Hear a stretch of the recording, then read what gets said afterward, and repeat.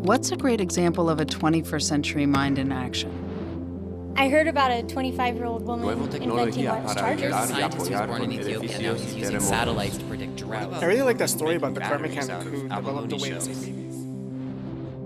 Our question prompted all these responses about amazing technological breakthroughs and innovations.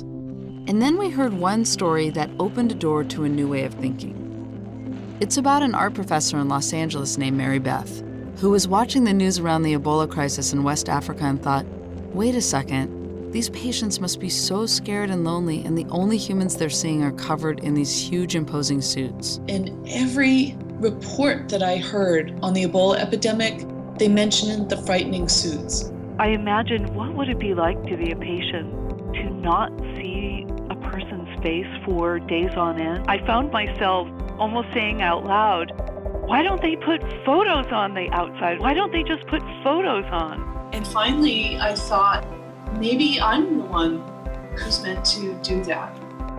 And we were so moved because the way Mary Beth's story unfolds shines a light on a larger shift we're seeing in the world.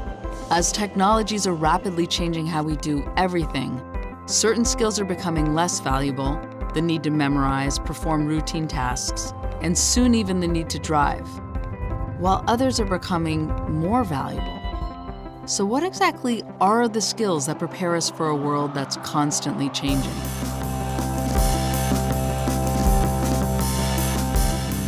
Of course, there's a lot of conversation around this question. What should we be focusing on in school and in life? There's the importance of science, technology, engineering, and math. I like to throw in art and humanities. So not STEM, not STEAM, but STEAM. And there's also amazing new evidence-based research proving that there's another set of skills we need that aren't in textbooks, yet.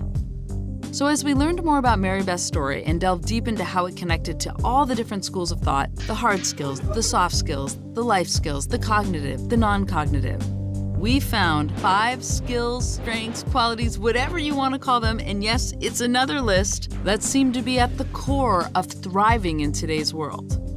So if you want to know what they are, or how Mary Beth's story relates to any of them, you're already practicing the first one, curiosity. The news kept puncturing my consciousness. I started reading more extensively about West African culture, about filoviruses. I mentally just started problem solving. In our 24/7 world where we're inundated with information from all directions, 3 billion Google searches a day, 300,000 tweets every minute, curiosity is the difference between skimming the surface of all those links and truly engaging. And not just looking for what's already out there, but also for ideas that aren't already out there. New research from UC Davis shows that when our curiosity is piqued, the brain activates regions associated with learning, memory, and even reward. It basically turns our minds into very happy sponges. And while there's a lot of fear out there that technologies are replacing what we do, our curiosity is one of the things that makes humans unique from machines, but not from animals. Machines follow rules very well, follow a designated pathway. But our minds are built to constantly adapt, to ask questions that create unexpected pathways, pathways that lead to even more curiosity.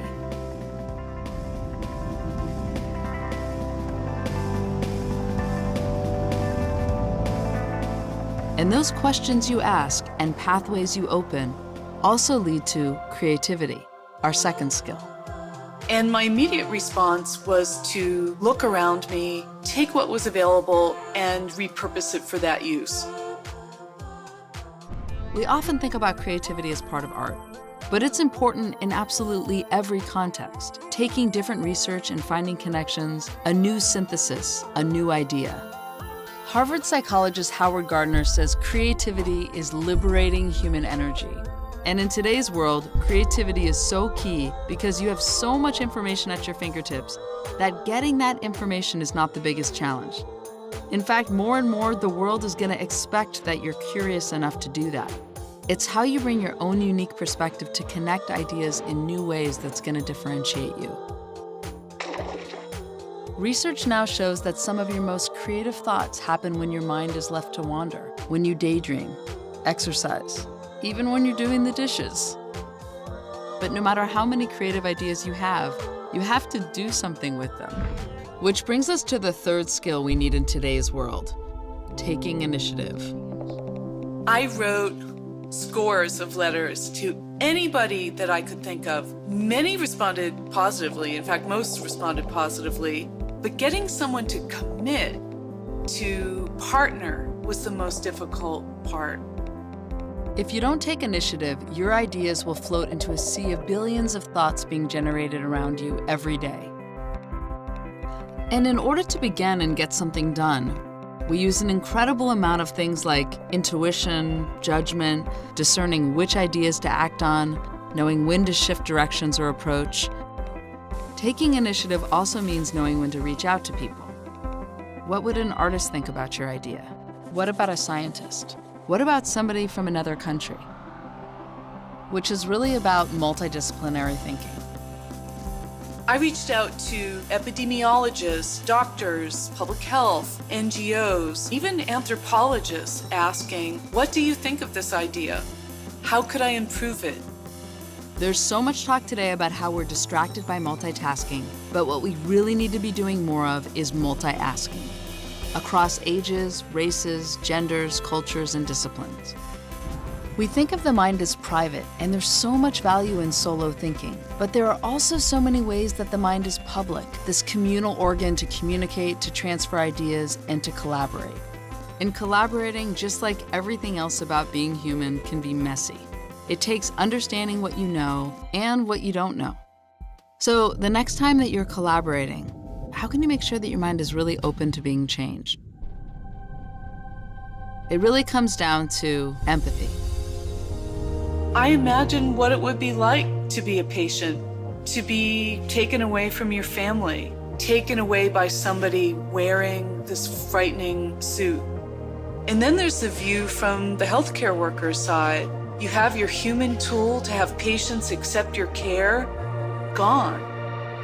MIT researcher Rebecca Sachs suggests that this skill of sensing the motives and feelings of others really begins developing around the age of 5 and has the potential to grow stronger throughout life. But just like the rest of these skills, empathy takes practice. Looking people in the eye, truly trying to understand where they're coming from, taking the time to know the names and stories of people you interact with daily. And it seems as our world has become more and more connected, we have to remember that connecting broadly is meaningless unless we connect deeply. In fact, a 3 decades-long study of college students has found that empathy levels in our culture have dropped dramatically. It's clearly time to refocus.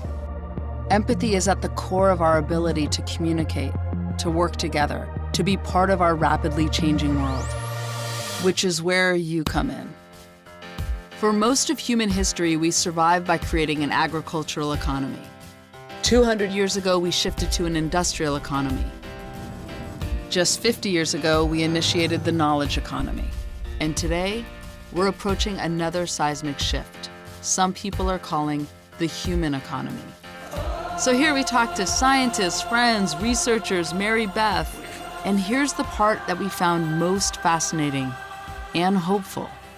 The skills we need most in today's world in any profession boil down to being human. Basically, the qualities that machines don't have.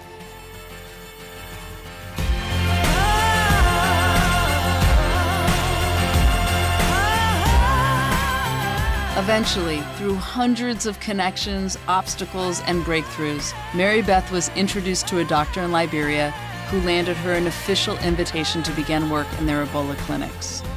More patients saw me, you see, I love the photos.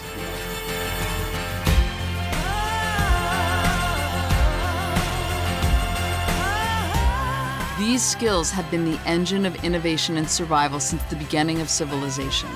But we've arrived at a time when your human skills are just as important as your knowledge. So what can you offer? Who's ready? You open up when you had me in your hands, slipping far away.